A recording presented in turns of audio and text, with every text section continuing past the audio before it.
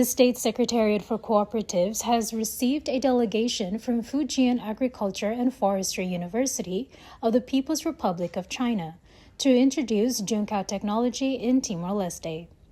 State Secretary Arsenio Pereira said the technology has multiple benefits, including soil conservation, animal feed production, and mushroom cultivation, and aligns with SEKoop's programs such as dairy production.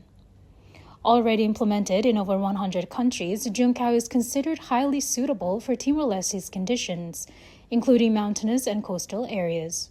FAFU expressed readiness to support training and pilot projects in Betanu or Los Palos.